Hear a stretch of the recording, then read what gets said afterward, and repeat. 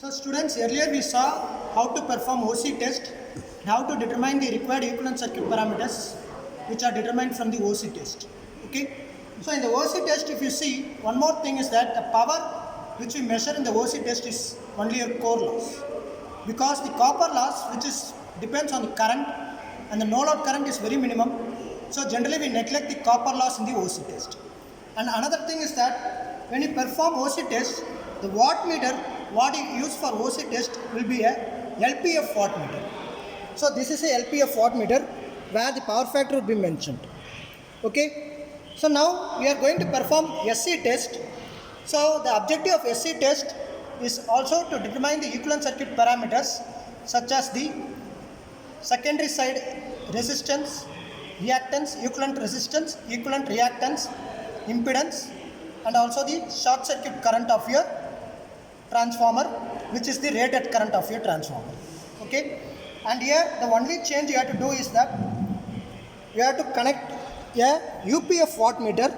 So this is your UPF wattmeter. You can see the power factor is not mentioned here because UPF is unity power factor, which is generally the maximum power factor. So that is why we use a UPF wattmeter here. As we assume, the load is pure resistive. Since I am short circuiting, so which is the coil which is short circuited, it is considered to be a pure resistive. Okay. And ammeter what I connect here is 10 amps ammeter. Earlier we used 2 amps ammeter.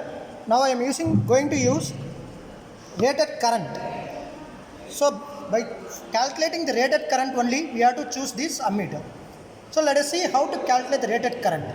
So earlier case, I calculated rated current from 115 volt, right, with a power of 2 kVA, and I calculated 20% of rated current as my fuse. Okay. So in this case, the fuse rating for this test should be 120% of your rated current.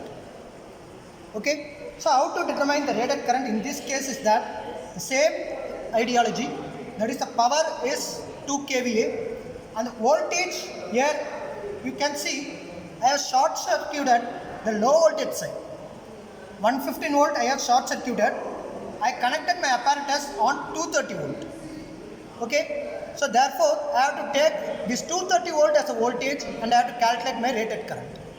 So 2 kVA divided by 230, it will be around 8.69 amps. Okay.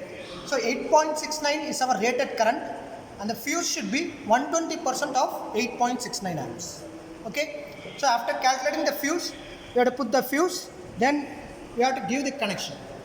So connection is same as your OC test. The only change is I have used a 230 volt on primary side and I have shorted on the secondary. In OC test I left it open in secondary side, whereas in this test I had to short circuit the secondary with a wire. So I have short circuited the common terminal 0 and 150 volt. Okay. So if you see the remaining circuit connections, it is all the same as in OC test.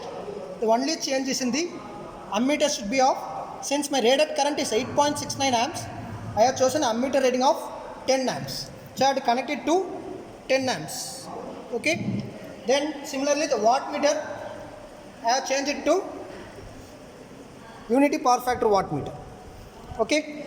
And since I am connected here to 230 volt, I have connected to 300 volt coil of your wattmeter. Earlier I connected with 150 volt coil.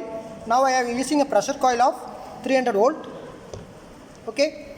So now the procedure of this experiment is that similarly first you have to switch on the supply and vary this single phase transformer till you get your rated current. In earlier case we varied this transformer till we got the rated voltage, which was 115 volt. Now you have to vary the transformer till you get the rated current of 8.69 amps. Okay. And for that current, what is the voltage and what is the power? So that you have to measure. Okay. And since I am doing short circuit here, so you should not exhibit this test for a longer duration, because the coil will get heated up and it may lead to burning of coil. So you have to do it very fast to note down the ratings. Okay. And you should not leave it idle. If you leave it idle for few seconds or few minutes, it may damage the coil. So that is the biggest problem you may have. So you have to be very careful when you do this SC test. Okay. So let us see how to do this. So I have given the connection. Then now I am switching on the supply.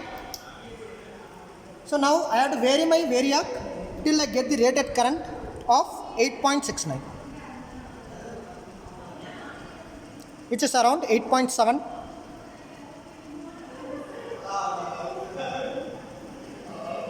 So I got 8.7. The voltage is around, it is in the 300 scale, so it is around 25 volt, 26 volt, and the power is in 3000 watts range we have to take. Since it is 300 into 10 amps, 3000, so it is around, we can take it as 50 watts. Okay. So this power, so after completing the experiment, you have to bring back the variac to its original position. Then you can switch off the supply. Now as usual, the power 50 watts, what you measured is your observed power. So the actual power should be observed power into multiplying factor. So here the multiplying factor is 300 volt, we have connected to 300 volt and 10 amps. So the multiplying factor for this is 2. So you have to multiply the power obtained with 2. So that is your actual power. So it is 100 watts. Okay. So now this power 100 watts is your short circuit power, which is WSC, and this is your short circuit voltage, which is 26 volt, which is VSC, and this is your short circuit current ISC, which is 8.69. So with these parameters, we have to determine the impedance ZSC, which is equal to VSC by ISC. Okay, that is the equivalent impedance. And then you have to measure resistance. Okay, so R02 you have to measure with a given formula. Okay, so ZSC, so your WSC is equal to VSC ISC cos phi. So you can measure cos phi since it is unity, so we can take it as 1. So therefore WSC is equal to VSC into ISC, and R0 and ZSC is measured from ratio of VSC by ISC, and resistance RSC is measured from copper loss. Since here we are running the machine to rated current, so the loss what we measure here, it is a copper loss. So we can take that copper loss as WSC is equal to ISC square into R02. That is the equivalent resistance on the secondary. So WSC is known, ISC is known. So I can find R02 by R02 is equal to WSC by ISC square. Okay. So R02 known, Z02 is known.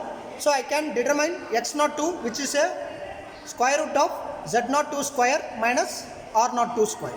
Okay. So these are the equivalent circuit parameters which we will determine from the SC test. And this test is also used to predetermine the efficiency of your transformer for any factor of load. So here we are not loaded the transformer, so we cannot determine the efficiency. So that is why we call it as predetermined. So we are going to assume load of any factor. Okay. So the rated current is taken as full load. That is 8.69 is a full load. Okay. And for any factor of load, you have to divide it by that factor to get the corresponding current. Okay. If it is 1/4 load, you have to divide your current by 1/4. Whereas if you want to measure copper loss for that respective load, you have to square that current, because copper loss is proportional to square of the current. So after determining the current for the respective load, okay, you have to square that current to determine the copper loss for that respective loads. Okay, so that is after calculating copper loss, and we already calculated core loss from open circuit, whereas the core loss will remain constant for all the load. Copper loss will vary with respect to load current. Core loss will remain constant because it is with respect to voltage. Voltage is kept constant, so core loss will be constant. Okay, so knowing the copper loss and core loss, and knowing the output power 2 kVA, okay, so I can determine the efficiency, which is output by input. Input is nothing but, if output is known, input will be output minus loss. So with that I can calculate the input, and then I can calculate the efficiency for any factor of load. So I am predetermining the efficiency in this experiment. We are not determining. Determining will be considered only if we actually load the machine. But here we are not loading the machine. With the rated current, we assume the factor of load, and thereby we calculate the efficiency by assumption. That is called as predetermination. Okay.